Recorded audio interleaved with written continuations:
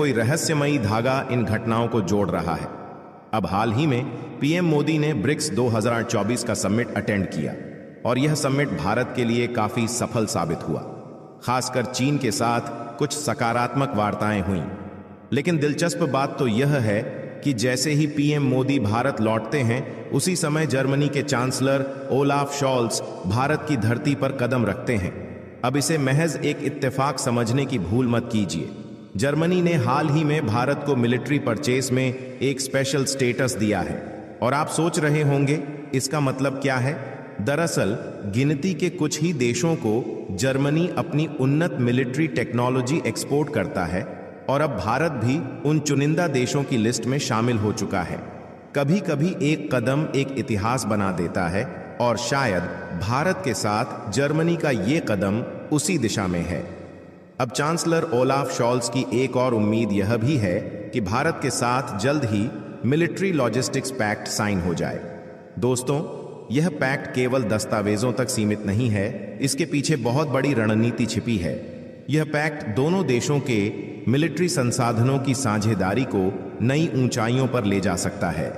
तो आखिर क्या है इस मिलिट्री लॉजिस्टिक्स पैक्ट का रहस्य और कैसे ये कदम एक नई दुनिया का इशारा कर रहे हैं?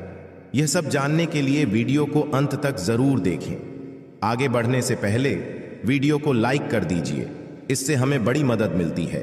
जहां चाह वहां राह, और कुछ ऐसा ही होता दिख रहा है भारत और जर्मनी के बीच बढ़ते सामरिक संबंधों में। जर्मनी अब भारत के साथ मिलिट्री लॉजिस्टिक्स पैक्ट साइन करने के लिए पूरी तरह तैयार है। यह वही पैक्ट है जिसके तहत कल को जर्मन मिलिट्री भारत के मिलिट्री बेस का इस्तेमाल कर सकती है, चाहे वो रिफ्यूलिंग हो, रिपेयर हो या फिर डॉकिंग पर्पस। अब अगर आपको लेमोआ एग्रीमेंट याद हो, तो भारत ने इस तरह का logistics pact USA, Australia, Japan, France, Singapore और साउथ कोरिया के साथ पहले ही साइन कर रखा है। और कई बार आपने यूएस नेवी की शिप्स को भारत के बंदरगाहों पर डॉकिंग करते भी देखा होगा। ठीक इसी तरह जर्मनी भी चाहता है कि इंडो पैसिफिक में अपनी उपस्थिति दर्ज कराए और इसके लिए भारत के साथ यह पैक्ट साइन करना उसके लिए बहुत ही महत्वपूर्ण है। पर क्या यही है जर्मनी के भारत दौरे का मुख्य कारण? बिल्कुल नहीं। असल मकसद एक और है, और वह है सबमरीन डील। भारत को अपनी नेवी के लिए 6 नई सबमरीन्स की आवश्यकता है। हालांकि ये न्यूक्लियर सबमरीन्स नहीं है, लेकिन जर्मनी डीजल इलेक्ट्रिक सबमरीन्स को एडवांस्ड प्रोपल्शन सिस्टम के साथ बनाना चाहता है। इस डील के तहत जर्मनी चाहता है कि भारत का प्रोजेक्ट 75I, जिसकी लागत करीब $5.8 बिलियन है, उसे मिले। यह प्रोजेक्ट भारत के लिए सामरिक दृष्टि से बहुत महत्वपूर्ण है और जर्मनी इस मौके को किसी भी हालत में गंवाना नहीं चाहता। दिलचस्प बात यह है कि इस प्रोजेक्ट के लिए जर्मनी के अलावा स्पेन भी दावेदार है। बाजार में जब दो शक्तियां टकराती हैं, तो असली विजेता उस पथ को चुनता है जो उसे सबसे दूर तक ले जाए। और देखना दिलचस्प होगा कि आने वाले कुछ सालों में भारत इस प्रोजेक्ट को किस देश को सौंपता है।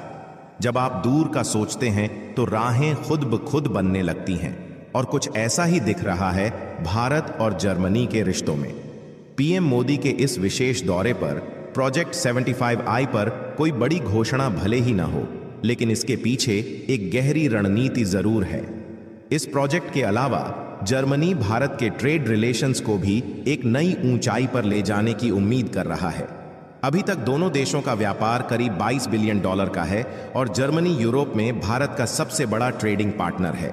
जर्मनी की कंपनियों का मानना है कि अगर भारत अपने बाजार को और खुला करे तो यह व्यापार आसानी से 40 से 50 बिलियन तक पहुंच सकता है। लेकिन जैसा कि कहा जाता है, हर मौके के साथ कुछ चुनौतियां भी आती हैं। भारत में कई नौकरशाही, अवरोध और टैरिफ की वजह से जर्मन कंपनियों को समस्याओं का सामना करना पड़ता है। जर्मनी चाहता है कि भारत इस प्रक्रिया को सरल करे ताकि अधिक कंपनियां यहां निवेश कर सकें।